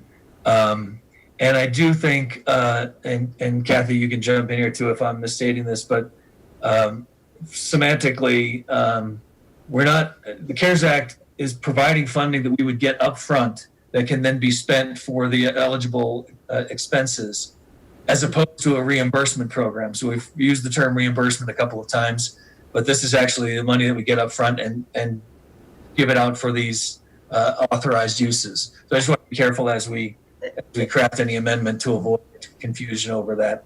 That's accurate. Thank you. And if I use the term reimburse, that was inaccurate. So you're right. Although we haven't seen the money yet, right. The intent is that we would have that in short order. Pardon me, in short order, I would be able to spend from it. So it wouldn't be through the mechanism of a reimbursement. So I was scribbling out the language to be used on this to what Mayor Paul had said on these 2 points. But as I was doing that, I had also written down the 375, but we've taken care of that in the First Amendment. Or would you like me to read all of Section 2 to include the changes that I would be proposing, and then as I read Section 2, replace the 100 with the 375? I think that would be appropriate, Mayor Pro Tem. Okay. Well, whenever you're done with the comments or what have you, I think I'm ready to read an amended Section 2 for a proposal. Right, and so will your amended Section 2 take into account the 3 bullet points that we just discussed? It would take into account the second round. It would take into account that it won't be reimbursed, that it will be directly funded, and that it will come from the CARES Act. Okay, and then we would have to do a separate one to change from 2 years to 12/31. I think we could actually cover that in the same amendment because it's as a result of the CARES Act that the date would be changing. Oh, yeah. And I've just been thinking, that's in the exhibit. It is in the exhibit. We could still do that as part of the same amendment. just indicating that the bullet point number 6, I guess it is, under the eligibility criteria. And I'll throw out a suggestion here for this and see what everybody thinks, but where it says currently must be able to spend the funds within 2 years, we know the CARES Act, as we discussed a little while ago, requires the city's action to take place within the calendar year, and we're still trying to figure out what that means in the logistics of it.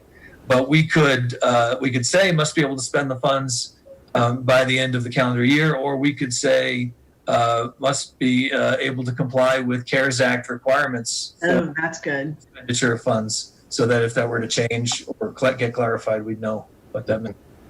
Yeah, I have that written in that the funds must be spent within the requirements of the CARES Act. And that would Good. solve that. So I have that written too. So then you could just, his motion could essentially be to make a motion to approve as amended with the additional, and then we can wrap it all up in one. Yes. Okay. All right, Counselor Johnson? Thank you. I went back to look at the background on this ordinance, and it says City Council requested that staff draft a one-time grant opportunity with the criteria that the funds must be applied to purchase of goods and supplies or to assist with service provision. I don't think that includes rent assistance. So I just wanted to clarify that. Thank you. Thank you. Mayor Pro Tem, you want to?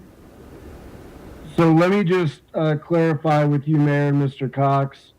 I can propose an amendment to section 2 now, and then we vote on that, and then just vote again on the whole thing. That might be cleaner. I can just, and if there's any problems as I read it, we can just address it now. So let me try this. Yep.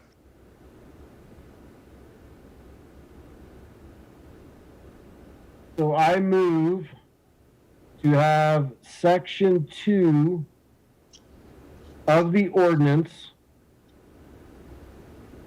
to be amended to read, in accordance with section 12.8 of the Lakewood Home Rule Charter, there is hereby appropriated $375,000 for the purpose of COVID-19 Impact Grant Program. There will also be a second round of appropriation prior to December 31st, 2020. All appropriations will be funded by Lakewood's share of the CARES Act. The exhibit to this ordinance will be amended as follows. Bullet 6 under eligibility criteria.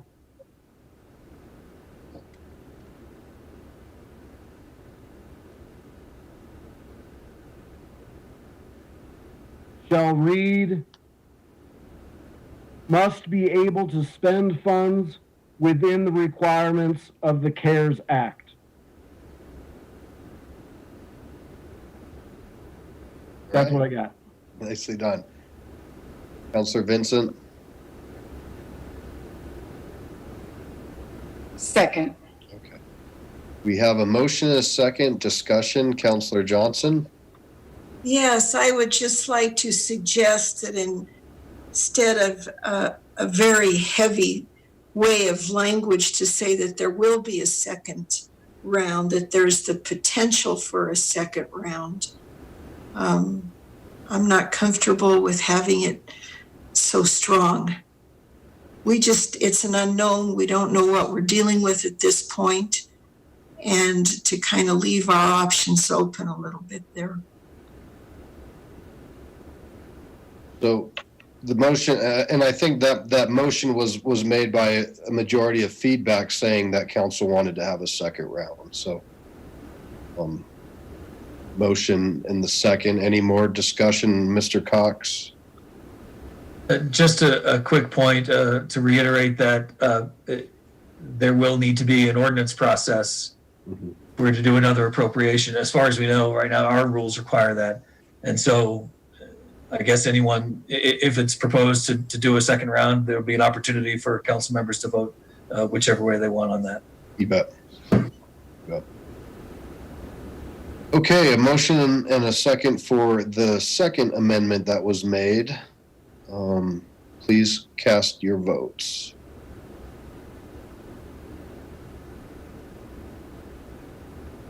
And that passes 11 ayes, 0 nays. Mayor Pro Tem, will you make the final motion, please? All right, hang on. I got a lot of windows open here. So I think it's just as amended, right? I think it's just going to be 2020-15 as amended. Is that accurate, Mr. Cox? That's an easy one.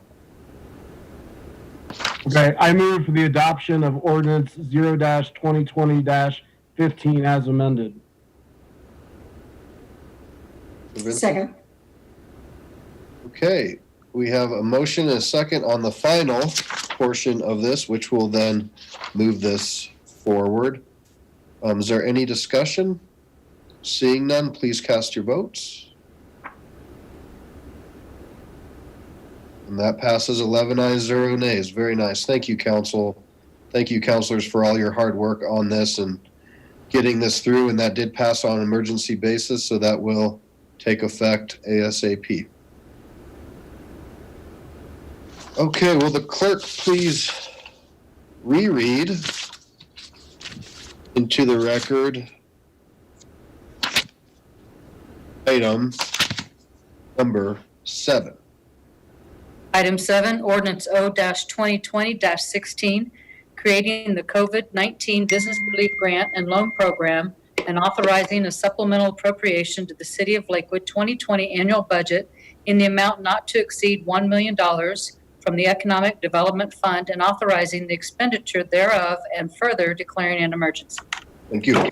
So this was pulled, and as you know, this is a first reading ordinance, so it's not a discussion about the merits or the numbers, but the Mayor Pro Tem wanted to talk about scheduling. So I'll turn it over to you. There you go. Yes, and I did hear from other counselors that this was a priority and they wanted this done sooner rather than later because, and I won't get into the merits, I think we all agree that the small businesses need assistance. So really what we're looking at is some quirky timing because the next time that we're all together on a regular meeting isn't until June 8th, which is even when we're on first reading, if our normal second readings are 14 days, this is even pushed out substantially from that. So I'd like to see a way that we have the two things. One, certainly make it an emergency so that when it is, when we do vote on it, we're voting on it as an emergency basis when it does come up. But second, most importantly, that we do it before June 8th. We looked at a lot of different dates. June 1st is a date that we are meeting. It's one of our budget updates is on June 1st. So we will be talking about money. We will be talking about COVID. We could also be talking about this. A week may not sound like a lot, but I think that extra week could make a big difference. And I don't think any dates between now and then really work very well.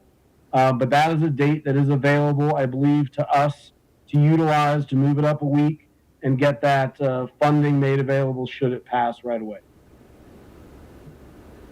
And you want to make that motion for that date? Yeah, it would. I believe, and Ms. Hodson and Ms. Millard can correct me if I'm wrong. I think that would be a special meeting to be attached to the study session before or after, but it would have to be a special meeting because that is a study session date, June 1st. But that's the motion that I would make is that we have a special meeting to hear second reading of item 7 on June 1st on an emergency basis. That's accurate. We would have to call a special meeting because you're taking official action on that date. And that, between now and June 1st, gives us a lot of time to notice it out to the public. And we're not doing anything irregular because June 1st is still more than 14 days, which you would normally have between the first and second reading. So it certainly gives the public ample opportunity to weigh in. I would second that motion. Okay, we have a motion and a second. Is there any discussion? Okay, seeing none. Wait, we've got Councilor Gutwald. Oh, there she is. Sorry, Councilor. Go ahead. Thank you. I will go ahead and support this motion. I think, you know, the challenge with our calendar coming up, as Councilor Skilling mentioned, it's just a little bit tricky to get these dollars out as quickly as possible. And so I think this is probably the best way that we can, even though it's maybe not ideal. I think that when we're talking about our small businesses that are, you know, every day counts. And so the quicker we can get this out, the better. So I will support this. Any other? Councilor Johnson. You know what, maybe it was said and I didn't catch it.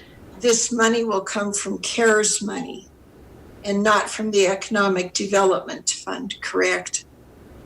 So Councilor Johnson, we're just discussing the date tonight. So I think what we want to do is encourage council to continue to get their questions in related to this program. And I know that a bunch are coming in and staff will be working on those. So it'd be important for you to throw that in a question to staff because we're just talking about the scheduling of the date.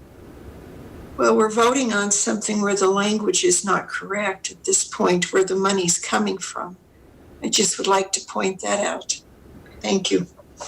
All right. Any other comments on the motion to move from June 8th to June 1st? Please cast your votes.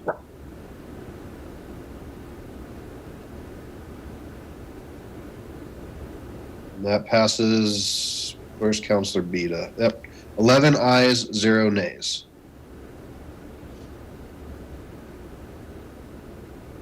All right. Well done, Council. So we will now go into reports. And I wanted to look something up real quick here. So in the grand scheme of things for the census, Jefferson County is in second place amongst the state with a 73.5% response rate. As cities go, we are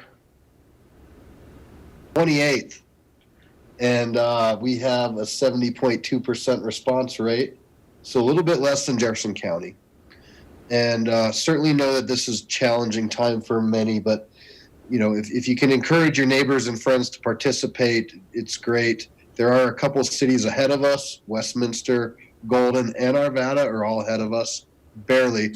Although Arvada is at like 77%. So come on, guys, we can do better than Arvada. So if you have a chance to push out through your newsletters, and I know you've been doing a lot of this, different Zoom meetings that you're on, when you're meeting with people, please encourage them to participate in the census. That's just going to be critically important as we move forward. I'd like to, mention to the community to keep engaged at lakewood.org/virus.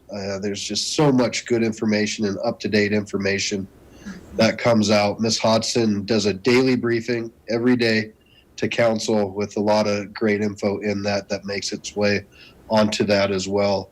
And as we move through this and we go to Safer at Home, and then you heard the governor talk about some next steps, there's not a lot of direction. So things change really fast. And it's also a challenge, I think, for the city when you have one of the largest employers in the city that's charged with police department, with a court, with parks, and then with an elected body. Not only is Kathy and her team assisting us with our laws and our rules and our emergency, but they're also looking at how to get 900 employees back to work, or what does that look like. And so I just want to give a shout out to Kathy and her team for that, and just for everyone to be cognizant about, there's two sides of the coin. There's that public side, which is us, but there's also all of that goes along with all the employees and everything. So we know that these will be a challenging few weeks for you and the organization, and certainly appreciate everybody coming together to make this work. I heard there's some controversy about our swim beach closing. It is not something we want to see happen.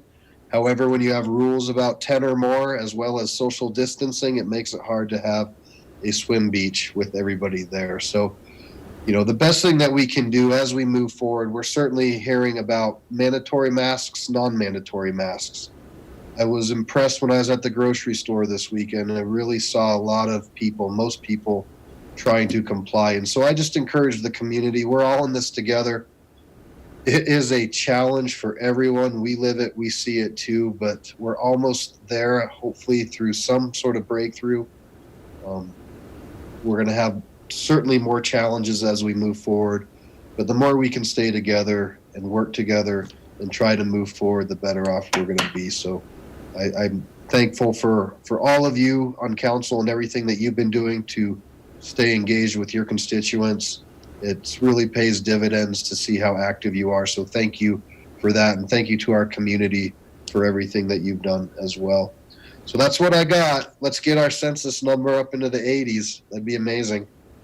And I will go to Mayor Pro Tem Skilling. Do you have anything? Yes, I would like to thank first my co-counselor, Ms. Franks, for organizing and running a very good ward meeting. I think it was an excellent, not only was it was attended by a lot of our residents, but it also went very smoothly, and that's to her credit for sure. And also a thank you to Jesse Miller, who's the emergency manager inside the Lakewood Police Department. And he, as does staff and Kathy and the police department and all the staff, are working hard. But you can imagine the emergency management team is on overtime all the time.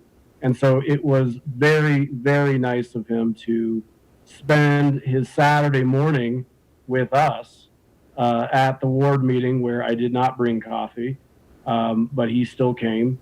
And he answered the questions, gave a really great detailed presentation. And so I am very much appreciative to him and to staff and the police department for making him available. So thank you for that. That's all I have.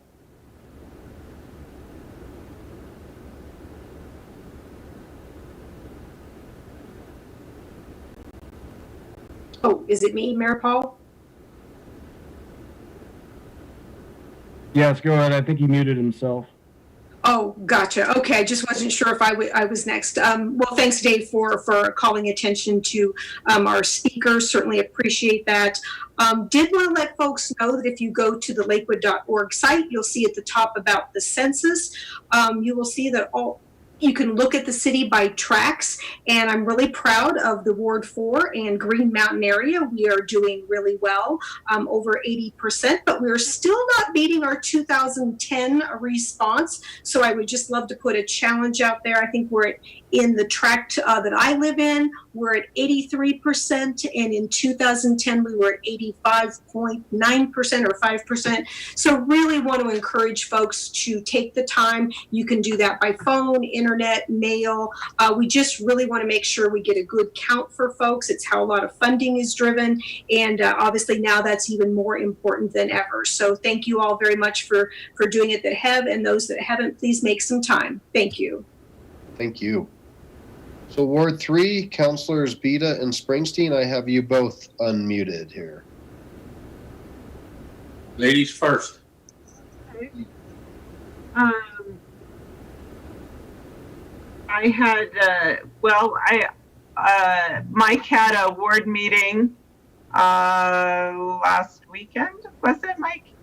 And Yes. then directly after that, I had a Zoom meeting during the week on a Tuesday to try to give people a chance who can't participate on the weekend to participate. And we had some new people come on who were glad for that. And Mike attended that as well. So we had a really good meeting. We had 20 attendees, and it was kind of a first attempt, and it was really just a kind of a discussion and allowing people to sort of weigh in about what is happening for them in this new world we find ourselves in. And so it was really great.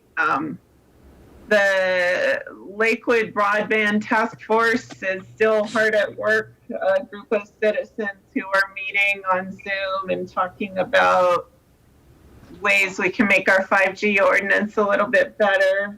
And so hopefully we can work with staff and make a few changes before we have to address that. I know that several people texted me this evening saying they were having a hard time getting in on public comment, and I don't know what went wrong. I even offered to allow people to call on my phone, and I would put them on speakerphone. So hopefully we can figure out what's going on there. And then just wanted everybody to know how much we're aware of the challenges going on for so many families, people losing their jobs and businesses, and sort of the domino effect of all of that. And so we are working hard for you. Thanks. Thank you. Councilor Bida. Thank you. Real quick, a thank you to Phillips United Methodist Church. Last week they had a food bank, and we distributed to, it was a drive up, and we distributed to over 100 cars, and some of the cars represented several families. So real thank you for that. I know they're going to be doing that again here soon, and they could really use some help, volunteers, in that effort. And other than that, I want to say thank you to all my constituents for all their patience and with each other and with our council. And I know it's tough times, but they're stepping up to the challenge, and I really appreciate it. And that's all I have to say. Ward 2, Councilors Vincent and LeBeer. Where did he disappear to? There he is. We will have a Ward 2 meeting on Wednesday, and I will let Jacob cover that a little bit.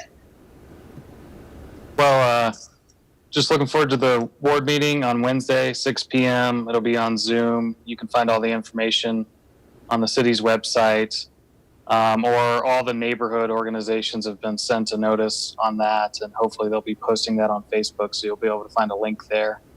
So thanks. Look forward to seeing everybody. Great, thank you. Ward 1, Councilors Johnson and Abel, you are both almost unmuted. There you go. Go ahead, Charlie. Okay. The manager mentioned earlier about the police memorial. The whole week is National Police Week. Those folks are out there doing a bang-up job for us. When you pass one of our agents or see them on out in public, please wave, smile, let them know how much we appreciate them. We had some communication today from people concerned about the CCU, or the definition of student living unit as it pertains to CCU. Folks, we will schedule that as soon as we know when we can have folks in an open meeting in city council chambers look us in the eye and give us their comments. Until we know when that might be or when we will be able to meet, return to that kind of meeting, scheduling something would be just a shot in the dark. So we will be working on that, rest assured. Ramey? Thank you, Charlie. I don't really have anything to add. I'm just grateful to live in a community where the people take care of each other the way that they have. Thank you. And Ward 5, bring us home. I don't have anything official. I'll let Dana do that, but I just wanted to tell everybody thank you so very much for wearing your masks when you're out in public. I think they're hot, they're uncomfortable, they're certainly not how we want to live our lives for any length of time, but we are protecting those who we love, and even those that we don't even know, we're still protecting them. So thank you for wearing those, and keep doing it as long as this virus is out there. I think we need to have that extra additional protection. So Dana? Yep, I agree, and I really just want to echo the things that everyone else already mentioned to all of our staff, and also all of our community that's stepping up in so many ways. We all really appreciate you, and you know, it feels like every day we get just a notice of a little act of kindness or bravery in our inboxes. And today I got one where a local business that's a tailor is now making masks. And so they're right in Ward 5, and they, you know, their business is shut down, and so they're making masks from home. And I posted that information on our website or on my Facebook page. But, you know, those are the moments that are just really inspiring to see people adapt and show their resilience. And I'm very proud to be a Lakewood resident. One other thing I just wanted to note, Karen and I were just discussing what we will be doing for our next board meeting, which would be June. We don't know yet, but I think that, you know, at this time we may consider just planning on doing another virtual meeting, because we don't know if the church will be open. There's just a lot up in the air. So we will keep you all posted as when we have more information on that. That is all. Ms. Springsteen, did you miss something? Mike and I just realized we forgot to mention that our usual meeting on the 23rd falls on Memorial Day weekend, and so we would normally cancel that Saturday. We'll keep you posted if we schedule something else, so please look on the city website for that. I think it would be virtual again with us as well. Thanks. Thank you. And I'll add one last thing, since we're not going to meet till June 1st. I did do a proclamation, and I'm happy to share it with the council, honoring all the high school graduates in the city. And it's an effort that was undertaken in different communities, and I think the governor's trying to do that as well. So there'll be a special day in the city of Lakewood for all of our high school graduates who don't get to hear us at their commencement ceremonies. So we wish them all the best, and I'll make sure that we send that out. We're going to send it to all the high schools as well.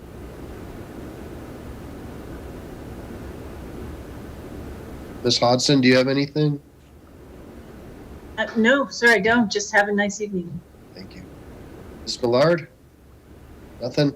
Mr. Cox? All right. Well, thank you so much, council. We will adjourn at 9:05 p.m. Have a good evening and be safe.